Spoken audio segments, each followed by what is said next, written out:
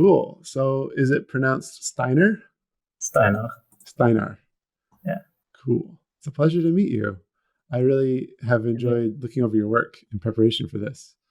Tell me a little bit about yourself. Where are you at in your career / school experience? Or what have you worked on already? Where do you hope to get to? All that good stuff.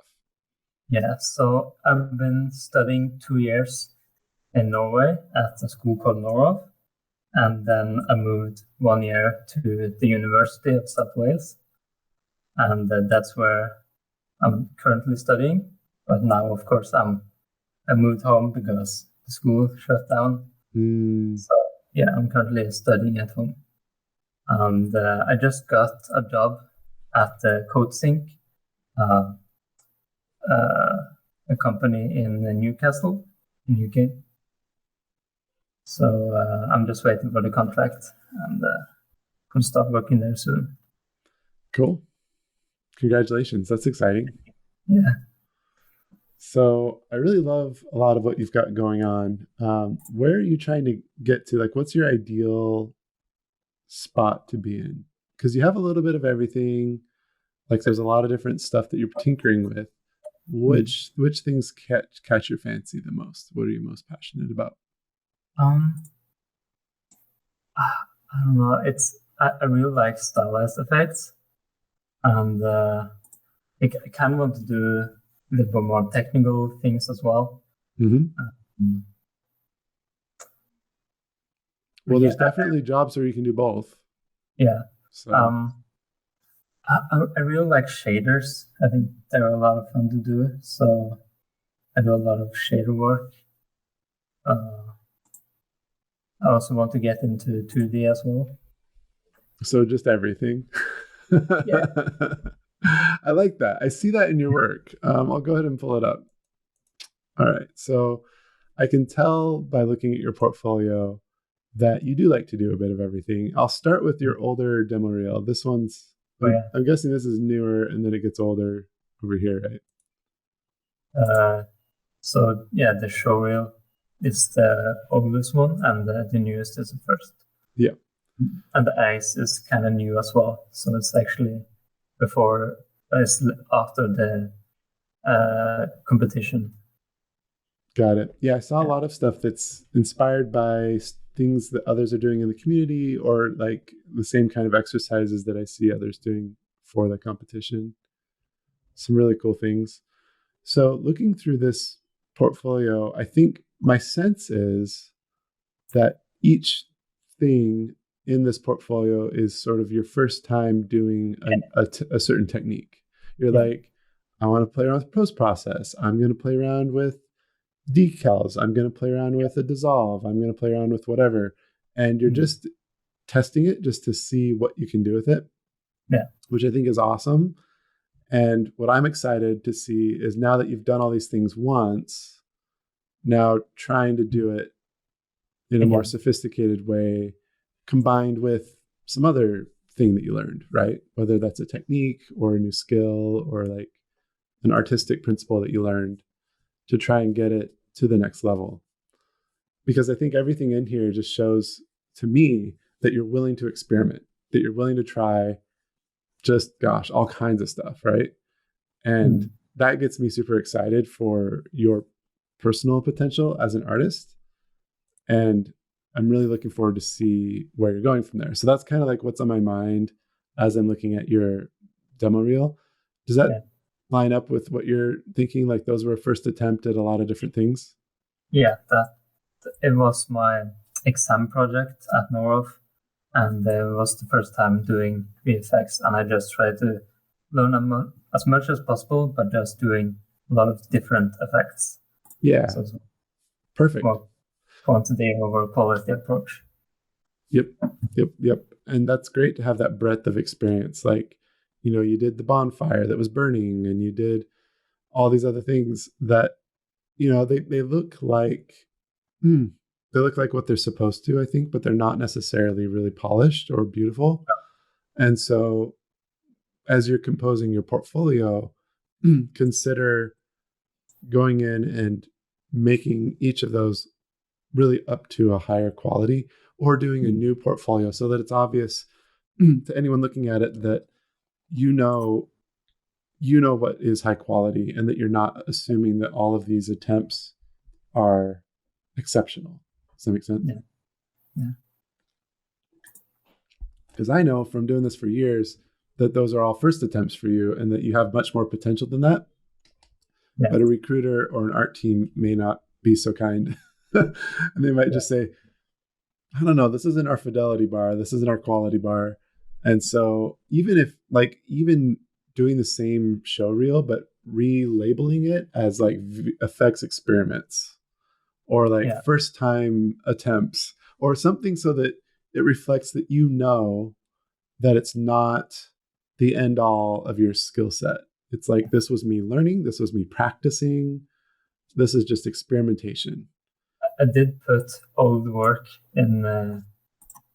It does say old work. That's true. But like a lot of people have an old portfolio. And for me, like, I don't know that this is necessarily a portfolio. It might catch the interest of some houses, but to me, it's not like your best work. And so it's not really your portfolio. Yeah. I don't, it's food for thought. If you want to relabel it, awesome. If you don't, it's not the end of the world because you do have these other pieces that are stronger. So just focusing on them should win the day, I think. Okay, so we'll go to the ice breaking. And I think I saw something very similar to this in a tutorial. So this is like a tutorial that you followed that you learned how to do this? I made it myself. It was inspired by the Gears 5 ice effect. So I just tried to replicate that. See if I could do it. It's so cool. Well, success, because you did it. So is this world space noise? No. On the cracks, or is it per instance it has its own noise that fills back in? So it's a grid by 3x3 meshes that's like animated. So it's vertex that's animated, and I placed like a texture. You can see on the black square, there's a texture that I use as a mask. Oh, okay. The vertices based on that mask. Well, super cool. The tech here is really impressive. I think what's funny is, you spent so much time on the tech and it looks so cool how it works, but then your stylistic abilities of getting, really beautiful water splash and ripples is not showcased here because the ripples to me, they don't quite even feel like water. They're almost like smoky. So painting that to feel more like water would be worthwhile because you've put so much work into getting the tech to feel good. I think you could also get the art to feel much better. Yeah, I'm not very satisfied with the effects on that one. Yeah, like the splash upward, getting that to feel like a nice, like spherical sort of like boom, like pulse wave of water going up, and those chunks of ice, getting some interesting timing on those, and getting the color of the chunks of ice to match the color on the ground. Just things like that, just to get it to holistically tie together and feel like a very satisfying and technically impressive effect because you have both skill sets. I would just like to see them together in one place.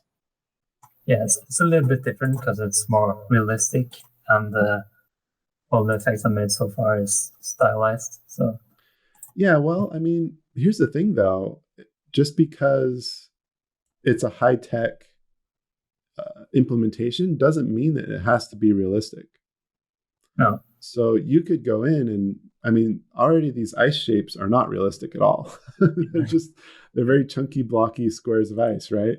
Like in real life, the cracks would be quite different. So that's true. You could change the material on here to feel more like a stylized ice, and then go ahead and do your stylized work in the splash and make it your own. If that's what you want to gear your portfolio towards, then go all in and, really appeal to those studios that have those games that you are excited to work on and say, look, I did something that I think your game doesn't have this, but Gears of War does. but I could come to your studio and I could build this for you in your game. And they would just be like, what? That would be amazing, you know? And it's like insta hire because they're so excited that you're bringing something new, but also fits within the style that they're doing. And then everybody wins. So that would be my suggestion. I think, you know, it's great to tinker with a variety of techniques early on just to see what you like and what you don't like and what you're passionate about and what you're not passionate about. And then from there, take that information and say, cool, now how can I customize my portfolio to fit with my goal of where I want to be and really go hard on that. I would love to see this in a more stylized light. If it was both high tech and just really artsy and like some of your other stuff, I'm going to get into your other stuff too, but I think that'd be super rad. Any questions on that so far before we go into this? Not really. Okay. Cool. So tell me about this one. Yeah, so that's I was inspired by like my idea was like an upside down tornado with which had like a galaxy like space kind of feel to it. Just like almost like a portal, but also a tornado at the same time. Okay. I think if you want tornado, I would get rid of the rounded bottom and actually have it flare out onto the ground. Because I was not reading tornado. It was more like a glob, like some kind of like goopy thing because it's shaped like a teardrop. So I would go for like a flare out, like a skirt that comes down onto the ground. If you really wanted it to feel like a tornado, now you're saying a tornado and a portal, which maybe portal is why it's round because you want it to be like a hole that you step into. I think those two are tricky to mesh together. You could, but you're going to have one of them be a secondary read and the other be a primary read. And right now they're both competing for first place. And so neither one is really reading clearly. I think by having a full tornado shape, but then that same UV space that you've got on there where it flattens it could be really cool. I think it might still feel like something you can walk into, even though it is not shaped like a portal, it's shaped like a tornado. Also, if you want it to feel like an upside down tornado, the tip is the other part. So the two key parts of the tornado are the skirt at the bottom and the tip at the top. Having it actually come to a point, that's difficult because what you've done is you've made this smoke more faded at the top, where at a tornado, the densest part is that tip of the funnel. And as it flares out at the, well, I guess in a real tornado, it flares out at the top. As it flares out at the top, it gets a little less dense and a little more broken up. But as it comes down into the tip, it's more concentrated. And so you've done the opposite where these darker, more opaque wisps are down here. And then as it gets closer to the tip, it flares out. And so I think it's just shape issues and then focal point issues. If you really want that tornado vibe to survive, if instead you want it to feel more like a portal, but then less tornado, then I would say, how would I do that? Well, it's more like a AoE attack, so it's not like a portal you step into. It's more like kind of feels like it's like a portal universe inside of it. So it's more like a universe themed tornado. Yeah, okay. Yeah, it might be fine. It might be fine for the most part. I really do think just playing around with your shapes is going to be important. Yeah. And yeah, like it's a beautiful effect. It really is. I think it's just the theming that is struggling. Yeah. You know what I'm saying? Yeah, like I love how kind it of what. moves. The colors are great. The mixture of like all these things is really strong. But I'm like, I don't know what it is. And so I think that's where it could use the most work. I think also these rotating bits on the ground are a bit off style from the rest of it.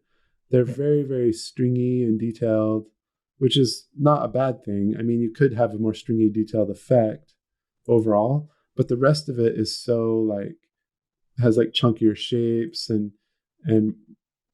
big blockier bold things and like lots of color depth as well. But then this is like just flat dark color and it's really stringy and it doesn't move the same as everything else. And it just feels out of place. So I think it could use some love. I like the smoky wisp at the end. That's kind of a fun touch. The wisp that's coming up when it all finishes. It's really nice. The initial timing could use some work as well to make it more satisfying. So like you've got rays of light that flash out after this wispy thing comes in. And I just think like, watching the video I did on timing on YouTube, again, if you haven't watched it already, or if you have watched it, like watch it again for this specifically of like how to get that nice snap of it to come in and then appear. Whereas right now it's kind of like, it's like I'm gathering and growing, but you need to like snap and then grow. Like it needs to just feel more satisfying when it first comes into existence because this is a really gorgeous thing. You really want that. You want to wow the brain with overwhelmed senses of like, this thing is the best thing ever. So yeah. Enough on that one. I like this one too. This one's pretty cool. I think these little things, they just read as decals, which maybe you want them to be like icons coming up. But man, it's a cool opportunity to do a fun little animation in those, whether it's a material thing or a flipbook thing. Get these little zaps to feel nice because the rest of the effect feels so, like nice and polished and beautiful. But then those little guys are just kind of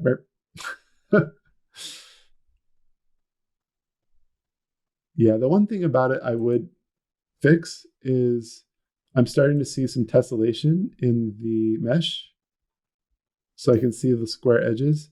So maybe just make it twice as high resolution to get rid of some of these chunky square edges.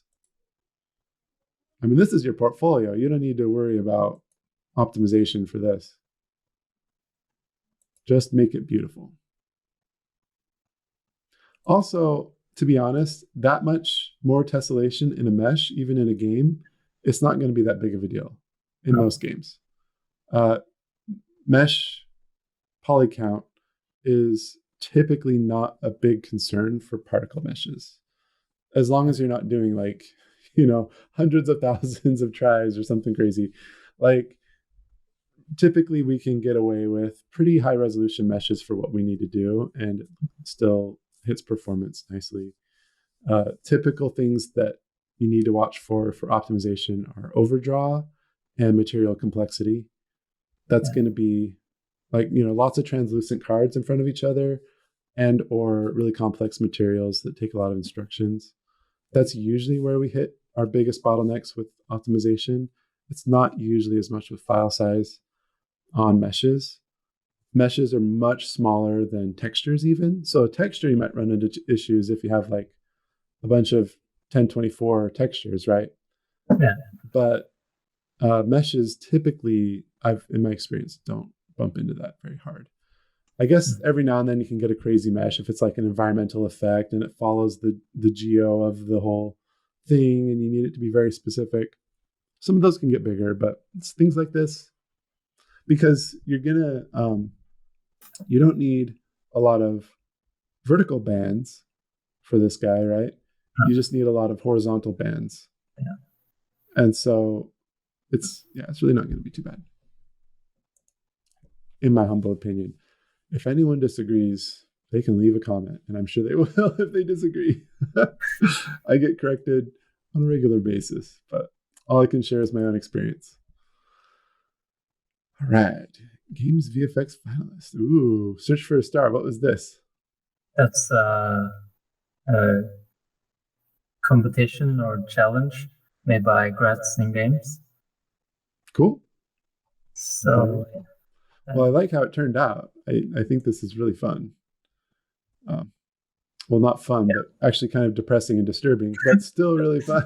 it's It's really pink. fun. It's pink, so it's okay, right? He's not. He's okay. It's happy magic. He's fine. Um, yeah, I just think for this one, I mean, it's such a cool theme of like what's happening. I think you could have pumped it up more. I think the Yeah, cast effect on the Warlock guy, where it's like connecting to his hands and all this stuff, that could be way, way more dramatic yeah, for like how important this is, what's going on. Because right now it's just kind of fading out, and it's almost at its most subtle when it hits him. yeah, And I get that you need a focal point on the guy being channeled, and like it's working. It's just I think it could be dressed up some more. You know what I'm saying? Like the yeah, secondary elements, the tertiary elements. These are the primary elements, but they're just a little too faint for my liking. I think your texture, your noise texture in the suck in is solid. Your colors are solid inside of this. They're really fun. I'm not really reading that it's super evil per se. That's why I say like it's kind of happy, right? This is great. To get it to feel more evil, I would add some non-additive elements that sit beneath this that would help it feel more foreboding and brooding, and maybe even but just like black wisps coming in behind this, because where it's all additive right now, it's all emissive, it just feels like a mismatch of color palette, really. okay. Yeah. So like adding non-additive to make it pop more out. Yeah, I think Like, so. I think so. Like, maybe even some like dark clouds, like some smoky clouds behind it, or just some wisps if you want to do wisps instead of clouds, or just something like that that could feel evil. Because what's happening is super evil, but I'm not believing it by how pink he is and how pink this is. I think it's just a lot of pink that is mismatched for me. Yeah. Cool effect though, for sure, for sure. This one I like because I can tell the exact moment that it triggers. So like if this were a Smash Brothers ability or something, it's great because it comes on right when it needs to. And the transition actually feels pretty smooth for how quick it is. It's pretty satisfying. I just think the thing that could use work is maybe a bit of the timing on the droplets. Like, because right now the droplets just kind of flop very evenly, but they don't have as much personality. Like their level of personality is pretty lackluster compared to the level of personality in the bigger effect. And so the bigger effect isn't supported very well at all by those droplets. They feel out of place even. I think you need droplets. I think it's great to have droplets. It's just they're very monochromatic and kind of fuzzy even. They're not really the same style as the big thing. Like they're just spheres. You don't have any globs of like stretched out globs, or any kind of like spray that's like a more complex shape that matches the complexity of, like, obviously your big shape isn't super complex, but it has like some windiness to it, has like color depth to it, where it feels like different lights are hitting it from different angles. But then when we get to the droplets, they're just fuzzy balls, and they're not quite up to par with the bigger effect. And then they don't move in an interesting way. So they just kind of like fall, they don't really have an arc of motion or like varied timings of motions that like they came from different places and they different speeds. And they don't really feel like responsive to gravity per se. Like they're not accelerating as they fall. And so yeah, just putting some time into those elements will really help this feel polished. Like it's ready for production kind of effect, so that in your portfolio they say, oh, this guy gets it. He knows what we need for production level stuff, not just a quick idea that has promise, but he knows how to take it all the way over the finish line. I've just been rambling. Any questions so far? Feel free to chime in at any point with comments or thoughts as I'm talking. Yeah, I feel like I could have made more things to this effect, maybe some splashes when it hits the ground or something like that. Sure. I'm sure. Yeah, that'd all be great. It really does feel like the makings of a Smash Brothers ability, though. I think that's pretty fun. Like it's very much like a clear area of effect, like a clear hitbox. And it just feels really nice. It's cool. Cool. All right, and I love this one. This one's a lot of fun. I'm really excited to see you polish this out because it's really got some awesome things going on.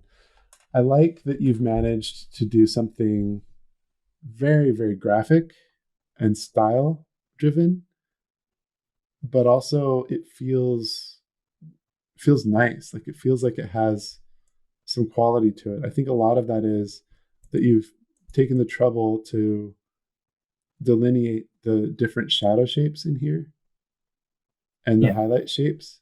Like it's not like so often when we think stylized, we think overly simple. It's just spheres that are solid colors. What's wrong with that? But this shader has more sophistication to it than that. And I think that's where you can really shine. Like I mentioned with the ice before, mixing this really interesting technology that you're working with, but then also making it very graphic and very dynamic and have a very punchy shape language and timing language and all these things. So yeah, I think this one's just bursting with potential. I think the biggest struggle that I see here, and honestly with probably most of your work, is timing.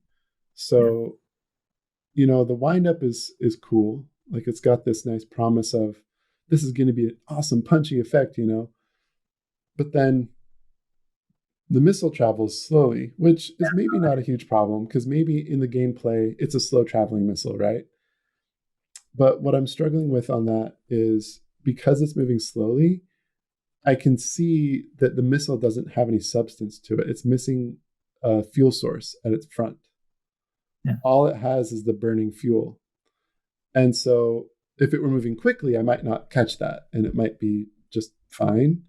But because you deliberately made it move slow, now it puts more burden on it that it has to be more fleshed out, right? Have more of a story to it. So I would recommend putting a burning something at the front, whether that's a ball or a spear or a hand or a skull, whatever you want to do, just something that's there that's on fire that's causing this trail to happen. And then when it hits, that's where the timing needs the most help. So if you look at Toon Link in Smash Brothers, I'll go to that again. It's a very punchy timing and then a nice satisfying outro. I think you've got the satisfying outro fine. It's like kind of just slowly drifting off. But man, those spikes stay around way too long. Yeah. Those spikes are just kind of like, but the whole point of it being a spike is that it's in and then out pretty quickly. It's like the spiky snap. And then you allow for the intensity to gradually fall off with the more rounded elements. And this is what happens in real life, is that a spike of something will fly out from an explosion and then it fills into something round, right? It becomes something round over time after it spikes out. So yeah, or if they are rays of light, then also they would fade off rather quickly as the intense moment of a flash fades away. So the rays of light would fade away.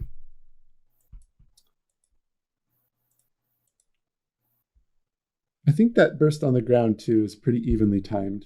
It could be a lot more snappy because it just kind of, it's like this effect is a little lethargic. It's like, I want to explode, but not like fast, because that's too much. I'll just kind of easy. I'll do an easy explode. It's a nice Mm. soft pillowy explosion, and I don't know. I don't know if there's a place for that in a game. It might be like this is a friendly explosion. Like it's a happy explosion. I don't know.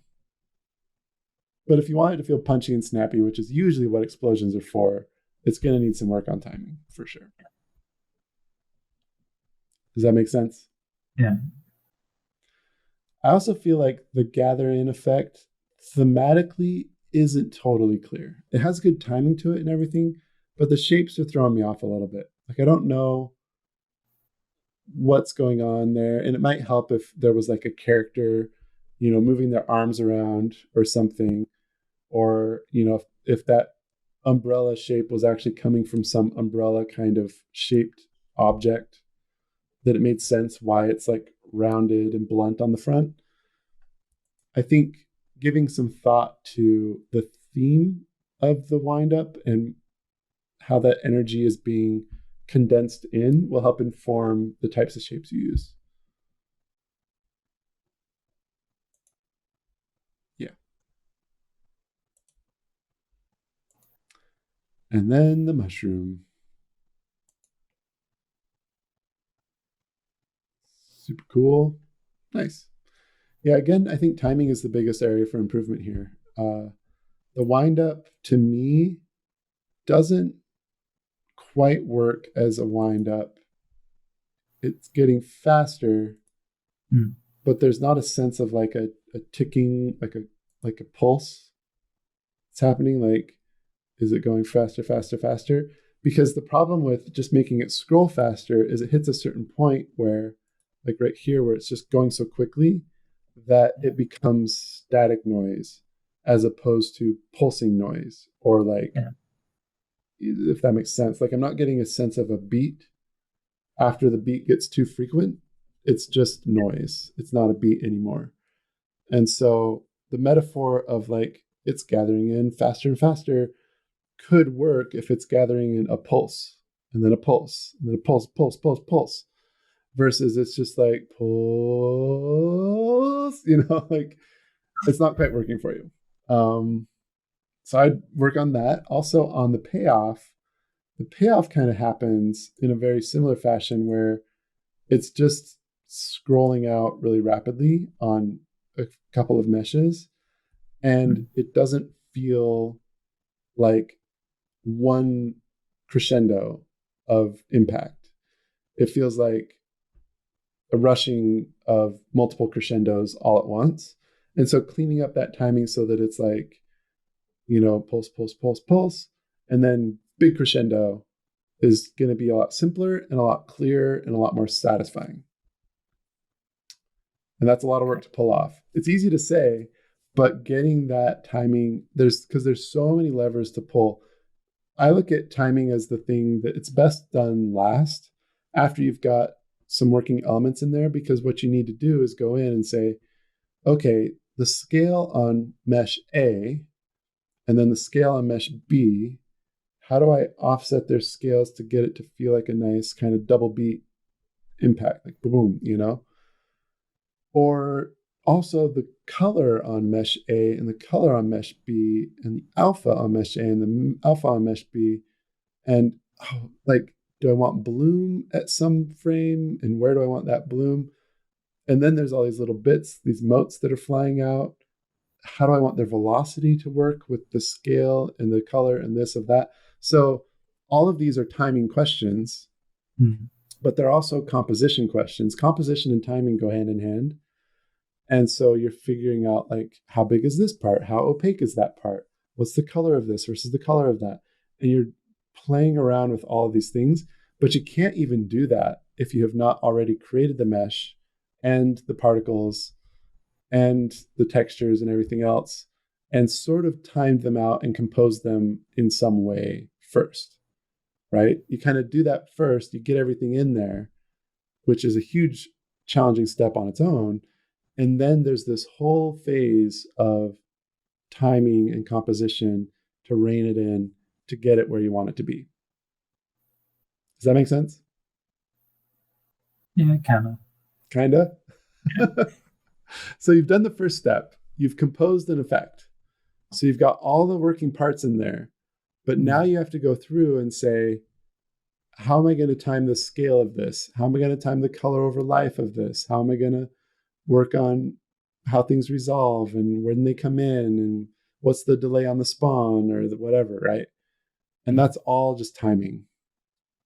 Like timing touches everything that you've already created. Yeah. Right? So, yeah. Does that clear it up? Yeah. Timing is so abstract. Oh my gosh, it's so hard. There's so much to it. I could go on forever about it, but okay. So we've gone through your portfolio. What do you think? Yeah, it's nice to finally have some proper feedback because that's not something I get a lot of. It's true for a lot of effects artists. Yeah. I'm not sure if I'm going to change a lot of it right now when I'm doing uni work, and I also got a job, so I can always do that later. Well, you'll have this video. So if you wait for a while, I understand, by the way, all the notes I gave are hours of work. Yeah. I was like, yeah, just do this and just do that. But I know it's going to take a lot of time that you need to dedicate to actually do all that. So I get it. And you need to prioritize. But you'll have this video available to you and you can review back to it when you're ready to start. Like, what did he even say? And you just watch the half hour and you get what you need. I guess now it's at 36 minutes. So. Okay. Yeah. Watch the 40-minute video and you'll be good to go. How about that? Sound good? Sounds good. All right, man. Well, it was a pleasure to meet you, Steinar. Yes. And I wish you all the best. Thank you. Nice to meet you too. Yep. We'll see ya. See you.